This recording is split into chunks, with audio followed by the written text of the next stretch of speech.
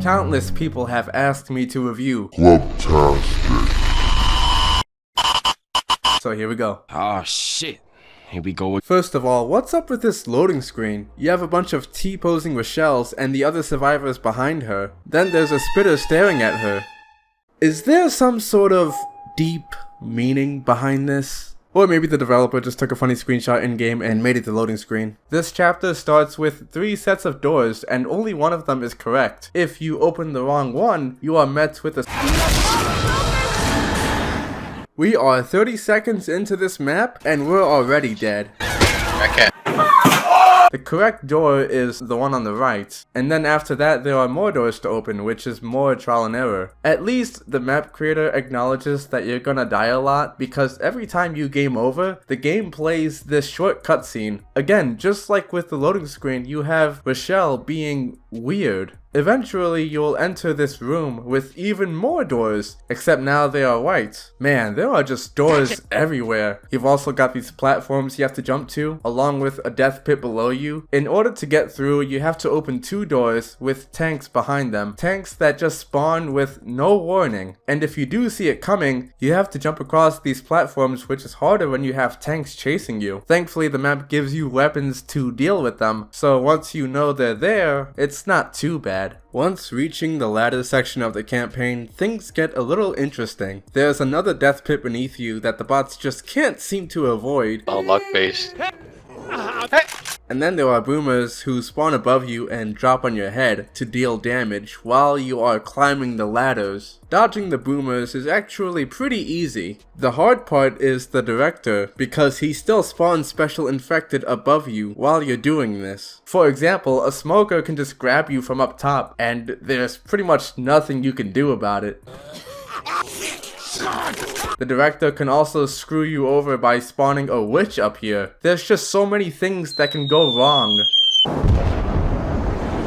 After getting to the top, the safe house is in your sights, except it's actually a long hallway. This last part is just a tank run. The tanks hit these fridges that can hit you randomly. Best way to avoid it is run in a straight line and hope it doesn't hit you.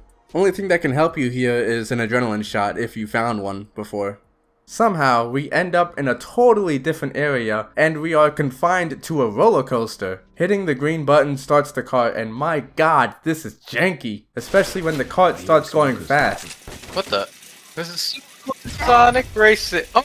As the cart moves, some targets will appear. You have to shoot the correct targets, otherwise a tank will spawn on top of you, and pretty much end your run, since you can't kill him and shoot the targets at the same time. To put icing on the cake, you also take fire damage. The targets so far have only been Mustachio and Lil Peanuts, but out of nowhere, the map throws these targets at you. There is no way to know which one is right or wrong. You just have to guess and hope you get it right. And the map throws so many of these targets at you that you may as well go into God mode and start memorizing all of the correct ones, because restarting every time you guess wrong is just such a waste of time and effort. The last part of this chapter is pretty tame. No real safe house trolls, which is pretty weird for a troll map. There is a witch inside the safe house, but she's very easy to avoid. Other than that, there's not much else to talk about. This entire chapter is just a memory game. I can't think of a better example of trial and error than this, but at least the chapter is somewhat short. Again, it looks like we've teleported to another area. This time, it's a forest. Not much happens here, but the next section is just, oh my god. First of all, just look at it. You've got these cars that drive by on 2 lanes, and if you get hit, you're dead. The bots stand no chance. They're like a blind person jaywalking. Who is even driving these cars? The zombies? Now, this doesn't look too hard to avoid, but trust me, it is, because as far as I know, there is no pattern to the cars driving by. Sometimes there'll just be one car, and other times there'll be a surprise second car that appears instantly. You just have to get lucky. The best way I did it was to look in one direction while crossing, because the cars at least are consistent in the direction they travel. The first part is relatively easy, but the map spices up the challenge with the second part. Now the roads are even tighter, which means you have even less time to react to a car coming your way. Now it's really luck based. On top of that, you still have the infected to worry about. The director is just such a piece of shit. Sometimes he'll spawn a smoker or a jockey and completely ruin your attempt. You may have also noticed these signs. When you shoot them, something happens. The one at the start doesn't do anything except have Nick say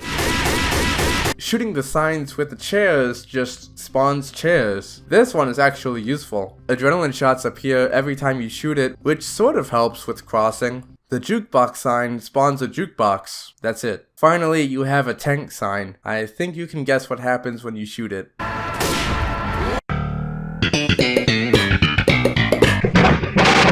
I don't know why the map creator put this here other than to punish players who are curious. I suppose curiosity kills the cat. Maybe the map is trying to teach us a lesson. After getting through that painful section, it gets even more painful. You've got this long road you have to cross while avoiding these speeding buses. And just like the cars, these buses do not have any pattern except the direction they're going in. The best way I did this is similar to the cars. Stick to one lane and just move backwards and dodge the bus as it comes towards you. But this is also luck-based because sometimes the two buses can run you over at the same time. In that situation, you're just screwed. Nothing you can do. There is also a guaranteed witch you have to worry about. And while you're crossing, you're gonna be so focused on dodging the buses that you won't even realize that the director is still spawning infected. So you could easily be caught off guard even after you make it. This is definitely the hardest part of the campaign so far. If you manage to cross, you are rewarded with a dead end. All you've got are two signs. One of them just straight up kills you, because why not? The other reveals the safe house door. Thank God. But look, there is a tank behind it. As a final gift, the map pulls trickery on the player. When you open the door, the tank disappears, which gives you a false sense of security, but after a few seconds, he spawns in again. That has got to be one of the worst trolls I've ever seen. When you know it's coming, you just close the door and you're fine. But you wouldn't know that on your first playthrough, now would you? After the tank dies, the chapter ends for real. This is definitely the worst chapter in the campaign so far, and I don't think I need to explain why. So it looks like everything is flipped sideways. The survivors now have low gravity and have to parkour up to the top until you reach a manhole. The parkour is pretty easy, all things considered. A helicopter appears and smokers constantly spawn from it, but if you're fast enough, you can just bypass them. At the top, interacting with this manhole opens up the next section. From the looks of it, it's even more parkour. But what happens if you mess up?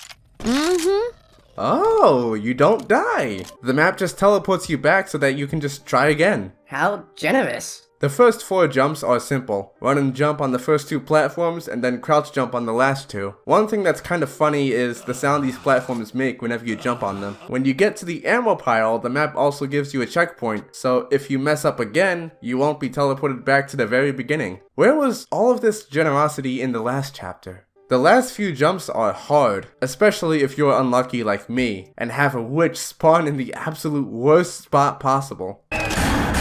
You're constantly spinning on these platforms, which takes getting used to, but once you make it, you don't have to worry about other people since you can just hit this button to spawn a floor. Like, wow. After playing chapter 3, I was not expecting all of this leniency. If the bots are still alive, they can follow you to the next section, and I'm not gonna lie, you're gonna need them. So you've got a shitload more parkour, but it's actually relatively easy. The map even gives you infinite pills, so you will always be at running speed. The only thing worth mentioning is that this first aid kit is fake, and interacting with it spawns a boomer. Well, I guess it could be worse. Could have been a tank. There is also a rescue closet here. Why is the map being so merciful all of a sudden? Did the map creator just feel bad about how the people playing chapter 3 suffered? So once you get to the final part of the parkour, things get really, really hard again. You have to jump on these wood platforms spinning in such a confusing way and somehow get across. It's only 2 platforms, but I swear, getting to the second platform is close to impossible. And while you're worrying about this, get ready to be pulled by smokers who are constantly spawning in this boat. And these smokers are not only here to interrupt you, they are also here to set you back. In fact, I was sent back to the very beginning at one point, which was not frustrating at all. This is why I said you need the bots, because who else is gonna cover you? You can kill the smokers, but they infinitely respawn, and it's only a matter of time before you run out of ammo. Now there is an ammo pile behind you, but that means you have to do that parkour again as well, except this time with smokers. The best thing you can do is let the bots kill the smokers, and if one tries to grab you, try to cut the tongue with the melee weapon. God, jumping on this platform is so fucking difficult. Like, this literally seems impossible. And even though you have infinite pills, the smokers will eventually kill you. It's only a matter of time. When I died, I was so fed up that I actually looked up when I played this map 3 years ago. In the video, the platforms are close enough that you can just walk to the next one. No jumping required. Oh, okay, what the f***?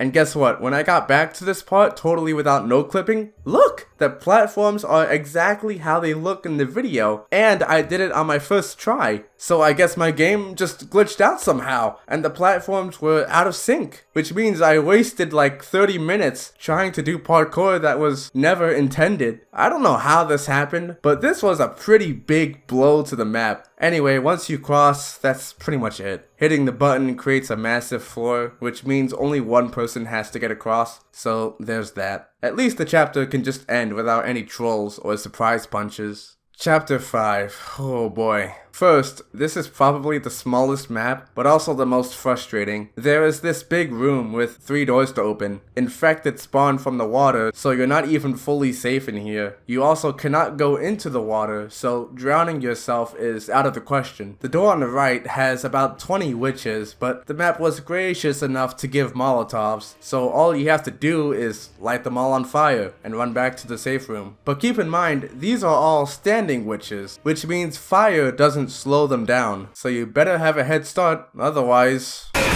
After they are dealt with, entering the room spawns 2 tanks on both sides of you. No way out. Literally a pincer attack. I don't know what the map creator expects you to do in that situation. Thankfully, the room is big enough that the other survivors can draw attention from the other tank, while you face down the one in front of you. It takes a few tries, but with the Molotovs, it's not too bad. And that's pretty much it for this room. Proceeding forward teleports you to this interesting cart full of Zoes. After pushing it down and dropping down, you'll end up back in the big room. Now the Zoes are just here. The door on the left is the easiest one. It's relatively simple parkour where you jump on platforms just as they appear, and if you fall, the map teleports you back instead of killing you. After getting to the end, there is a cart full of bills. Pushing this down also goes to the same place. The final door is the hardest one, and in retrospect, you should probably do this one first, not last. Why? Because there is luck involved. The other 2 doors were challenging, but if you know what you're doing, you could overcome those challenges. But this? Look, you have this big ramp you have to run up while avoiding these branches that fall down. This is just straight up nonsense because there is no possible way to predict where these branches go. It's completely random, and then to add insult to injury, the map gives you cover to go behind, but it doesn't work. The branches can still kill you anyway, so your best bet is to just wing it and hope you get lucky. You are at the very least given adrenaline shots. Thank God, because it did save me at one point. What I did to get past this part was hug the right wall. I don't know if that's the best strategy, but it worked for me. When you get to the end, you have to climb up a ladder. Now this is really scary, because the branches are literally spawning right above you. If you don't do the ladder trick where you climb faster, the chances of you getting here are very slim. Finally, you have a cart full of Francises. Pushing them down reveals what we have apparently been building. A helicopter made from the Left 4 Dead 1 survivors. I don't know where Lewis is, but maybe it's for the best that he's not a part of this freak show of a helicopter. And that's Glubtastic 1. 4 out of 10. I cannot believe that there were people saying that Glubtastic is as bad as By Mountain. It's not even remotely close, at least in terms of a challenge.